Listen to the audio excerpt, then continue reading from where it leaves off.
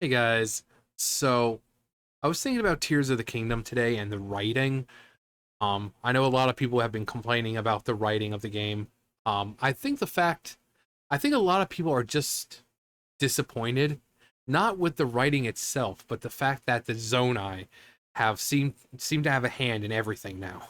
You know, they've they've opened that cookie jar. They're just repeatedly sticking their hand in there.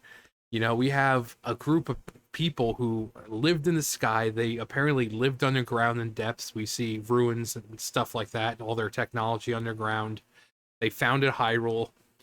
They may or may not have become the Twilight. We see like kind of like you see kind of like a Sheikah Eye type thing going on. So even though we know that Impa was around before this, um, you know, they might have retconned that. So this might be a new timeline where, the Zonai actually inspired the Sheikah. And also, I would just love to throw out there, thinking about the Gerudo, wouldn't it be great if like Groose got it on with Impa, like young Impa, and that's what created the Gerudo?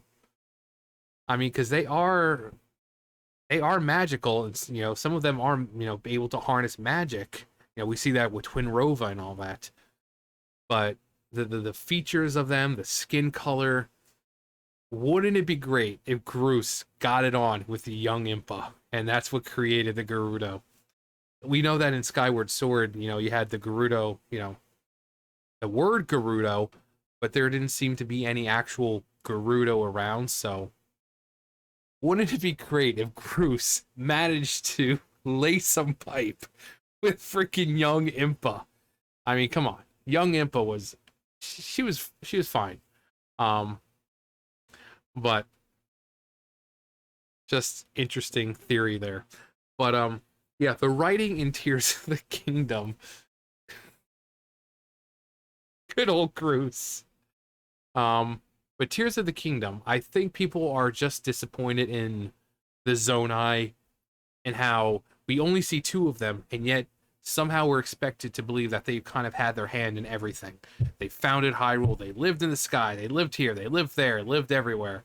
You get a Zonai, you get a Zonai, everyone gets a Zonai. Um, but the writing itself, so we have Rauru and Sonya here, two characters that like Sonya you only see in like cutscenes, and yet spoiler alert, when she dies, everyone's like, no, because despite the fact that she's only in the cutscenes, you grow attached to her. You see that she's a kind, loving person. She's a strong, independent woman. She puts Rauru in his place all the damn time. Um, in the scene that happens after this, he's standing there like this, and she just like punches him in the side. It's like, say something. He clearly sees that Zelda's distressed, and he's just like, and she just punches him in the side. Um, so she's very strong and independent, but she's also very kind and loving and nurturing. And they take Zelda in, treat her as if she was family because she is family. She's their descendant. So these are like their great great great great great great great great great grandparents or something. We don't know how far into the past. We know that the Great Calamity was 10,000 years in the past, and we know that this happened before that. So that's why actually when I think about it, Zelda is not 10,000 years old. She is by far tens of thousands of years old. Which makes her probably older than every single one of her ancestors combined. Assuming each Zelda lives about 100 years, because Triforce and this and that, she's probably older than every single one of her ancestors combined, or near that. Because if she was a dragon for tens of thousands of years, uh, yeah, she's probably oldest incarnation of Zelda. Not only that, but also probably older than all her ancestors combined. Um, and probably the oldest living being apart from not a god. We know gods live long, but Zelda, you know, and Zelda's writing, that is one thing that was amazing, was the writing for Zelda. She was 17 years old. She tried to, you know, the divine powers. She failed. She managed to stay in like the castle and like a stasis type thing, and keep Calamity Ganon at bay for 100 years. So she was 117. You know the so Link wakes up from the Shrine of Resurrection, goes out, does whatever she needs to, does whatever he needs to. This stuff happens. She gets sent into the past. Um, not only having to see her ancestors die, but then she makes the ultimate sacrifice of becoming this eternal dragon, just flying around in the sky for tens of thousands of years. And you think of what she's had to sacrifice, what she lost. She lost her mom, she lost her dad, her champions who were close friends of hers. Lady Urbosa, like a second mom to her. All the champions gone. She lost Link at that time. He had to go to the Shrine of Resurrection. She goes back into the past, has to watch her ancestors die, and then she gives up pretty much her own life to become this dragon, not knowing if she'd ever be human again.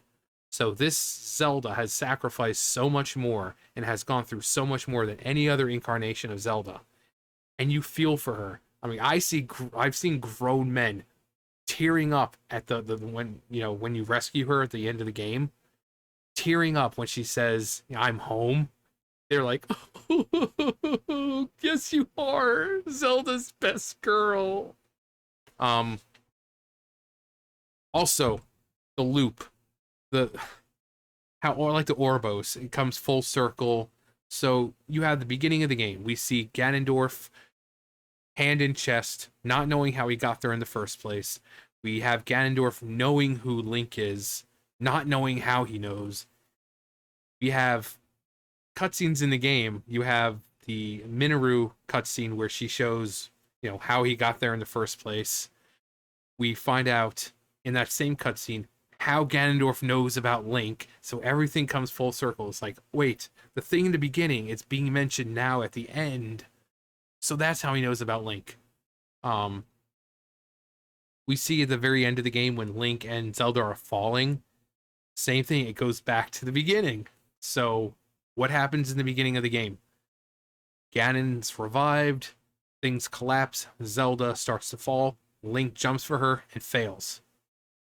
We go to the end, he's falling, he catches her finally. So it all circles back. And I think that's just it's so freaking good. But these characters they've introduced, you care, like Rauru.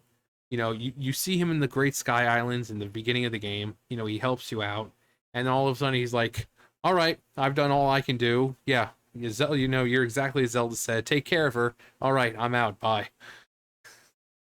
And then you only see him in cutscenes. But you care so much about this guy. He's such a good leader. He truly does care about his people. He's not like a Ganondorf type person where, he's willing to sacrifice others. He's willing to do it all by himself. And that's why Minoru had to step in and say, "No, you've got the Rito and the Gerudo and the Goron. You have me. You don't have to do this by yourself." But right here, they prove themselves to be like these really kind, loving people. The cutscene with the vow of fealty, or whatever this cutscene is called, the thinly veiled threats from Ganondorf. Not only thinly veiled threats, but he also admits something in here. So he says, when your Zonai ancestors descended upon these lands long, long ago, they must have seemed to be gods. And then he kind of he compliments Rauru and, saying, you've become king, Hyrulean woman is your wife, that you've risen above your admirable lineage. And then he goes on to say, it's unfortunate that the noble Zonai no longer grace this world with their presence, all except you and your sister, that is. Meaning two things. One, He's basically saying, I have plans, and you two are the only ones in my way now. So all the other Zonai are gone. Get ready for the Zonai to be completely gone. But two, if the Zonai were still around, like, you guys can stop me if you chose to. And if the Zonai were still around, I wouldn't be able to do any of this right now. So think about that. Think about what Rauru was able to accomplish by himself, sealing Ganondorf for tens of thousands of years. If he could do that by himself, imagine what 10 Zonai could do, each of them with a secret stone. Ganondorf would stand no chance. This would be before he becomes the Demon King. This guy would stand no chance. They have the magical prowess. They technologically advanced. He would stand no chance against them. So if Rauru was able to seal him up for tens of thousands of years by himself, imagine what 10 Zonai could do. I seriously doubt Rauru is the most powerful Zonai. I'm sure back when there was the leader, and I'm sure he was the most powerful. So imagine what 10 Zonai could do to Ganondorf. I'm sure they would rip his freaking spirit from his body, put it somewhere else, and do something with the body so that the reincarnation couldn't happen. Because they'd be magically able to do that. I would not want to mess with a bunch of Zonai. But the veiled threats. But then Rauru's retort with, about whether or not he's around, peace will be, for generations to come. Just Ganondorf and his cockiness. But then you see Zelda's concern, like, oh yeah, he's bad in this, and Rauru's like, yeah, I'm fully aware of this. He's not pulling the wool over anyone's eyes here. We clearly can see what's happening, and I can clearly sense this man's evil intent. Which kind of brings me on to which is it? Yeah, this one right here. So in this moment, it's after, spoiler alert, Sonya dies. Rauru shows up. Ganondorf has become the Demon King. And in this moment, had Zelda not interfered, Rauru would have died. He would have died. His heart wasn't there. His mind wasn't balanced. Whenever we've seen him, the two other times we've seen him use his light powers, he's always focused. He's always calm. We see him the first time taking out the Molduga, and he's very calm, and and then we see in the final part where he seals Ganondorf, he just kind of closes his eyes, collects himself. He knows this is going to be the final bit. He knows this is it. So he's calming his mind, and he's about to freaking Rasengan Ganondorf's ass to the freaking Shadow Realm because he knows this is it. But in this moment, he's not calm. He sees the death of his wife, and Ganondorf tries to blast him with his malice or gloom or whatever you want to call it. And while he's got his, light shield up, you can actually hear him grunting. He's actually struggling to keep it up. Because his mind, he's not focused. He's so worried about his wife and about the safety of Zelda that he's not focused. He's not calm. He's not... If it wasn't for Zelda taking out the Purapad and teleporting them all out of there, he would have died. That shield would have broken, and he would have been just obliterated by that malice. So it's also great writing to show how much one can lose when they're not focused. Like, we see him, he's snarling, he's got his third eye open. He means business, but he's not thinking clearly. And not being able to think clearly leads to mistakes. Mistakes that, had Zelda not interfered, would have cost him. Because he would have killed Rauru, and then there would have been nothing to stop him from killing Zelda. But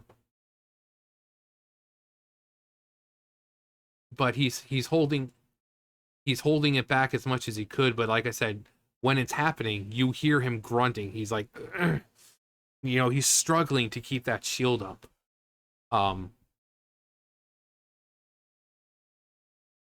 it's like, you want him to kick Ganondorf's ass, So when you see that final moment in Minoru's, with her, the cutscene with her, when you see him right down there, and he just boom his hand right into Ganondorf, you're like, oh god, that's so good.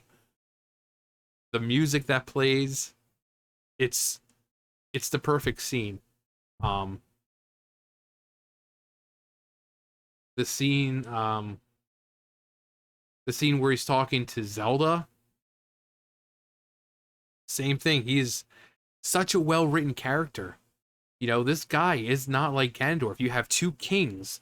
One rules through power and force and brute strength. The other rules with kindness and love and compassion. He's like, yeah, we may lose, but I'm still king and it's my duty to try. We may lose, but I'm still king of Hyrule and it's my job to safeguard my people. So you can kind of see the polar opposite between how Ganondorf rules and how Rauru rules. One rules with hate and anger and hatred, and one rules with kindness and love and compassion. Um, I just the fact that he's just he's so cool. He's him and Sonya have taken Zelda in. They're basically second parents to her at this point, even though they're great great great great great great grandparents or whatever the hell it is. You can see their interactions when they're sitting outside and they're talking. The playfulness, they're so welcoming and loving and compassionate. We see in the Vow of Fealty cutscene where Zelda's standing to the side of Rauru. He's basically appointed her as like a royal advisor, because he does trust her and what she says, and she is royalty, so he wants her close to her, advising him what he could be doing. So the fact that he thinks so highly of her, even though she's a far distant relative, but he thinks so highly of her that he has him, that Rauru has her as like a royal advisor type person, standing there right next to him in the throne room. It just shows how he rules. He is a man who rules with compassion, always thinking about his people above himself. Thinking about his wife, thinking about the sages, thinking about the people in the land. He puts them above everyone, above himself. Whereas Ganondorf, while maybe thinking about his people to some point, he's still only thinking about himself. He wants power. Um, so, um, yeah, this scene right here, the music, the writing for it, it's just holding Ganondorf in place for tens of thousands of years in this stasis where and think about Ganondorf's power. Think about Ganondorf's power. Rauru's body faded away. He was nothing but an arm when we found him. Ganondorf's body, despite having all his sapping his magic for tens of thousands of years, became mummified. He didn't lose anything.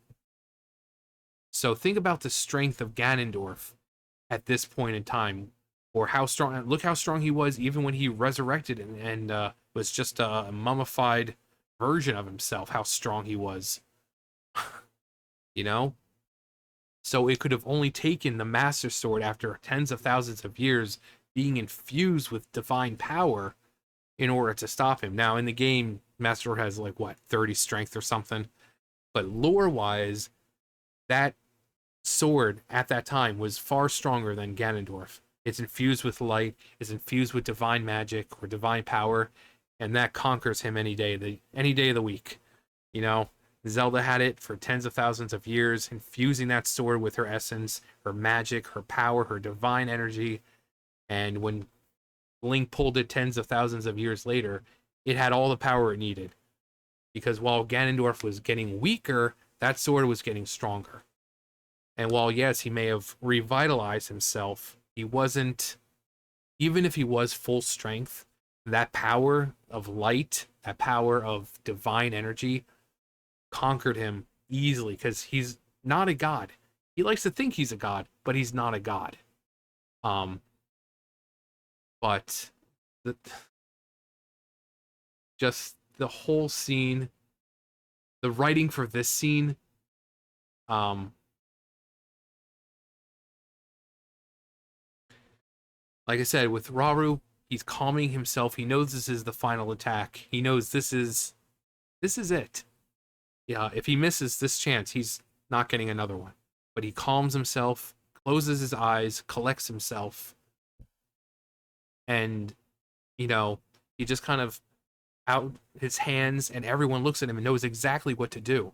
They all throw their weapons. You got, the Rito, the bow, and everything's firing at Ganondorf, and he's just like, ho ho ho ho, boom boom, thinking that, oh yeah, I'm great at this. I'm nice try, guys. But then you have Zelda just recall everything, and his cockiness gets a hold of him because he's like, oh, I've seen this before, and he expects some kind of attack, but Raru's just like, that pride will be your downfall. And he doesn't expect Rauru to be right below him, hand out, glowing, ready to just right into his chest.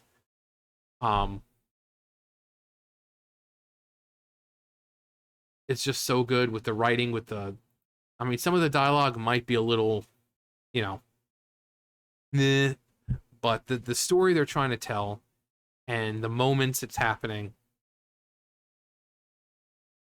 With this scene, there are plenty of people who know this was going to happen before it happened.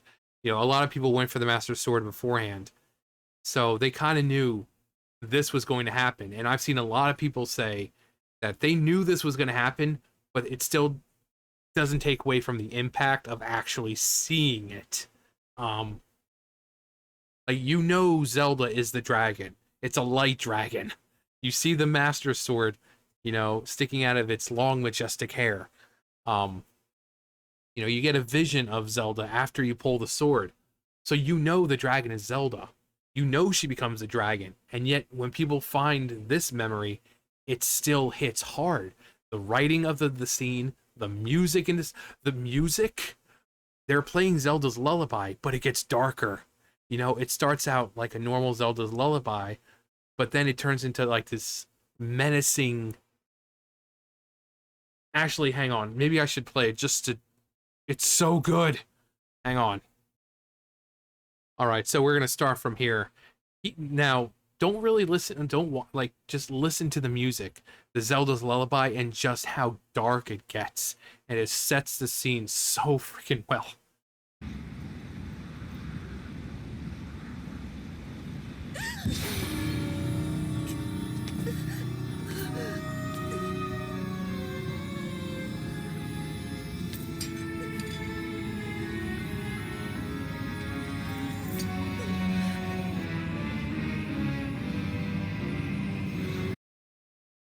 Just how powerful that is. Great writing for the scene. The music is amazing because you really get from that music that something big is about to happen. It goes from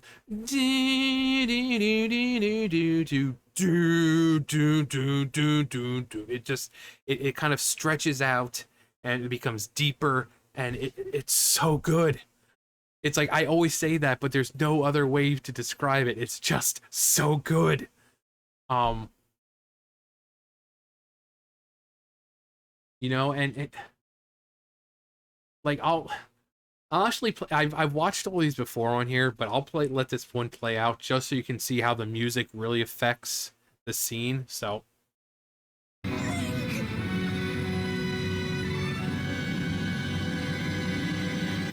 Protect them all!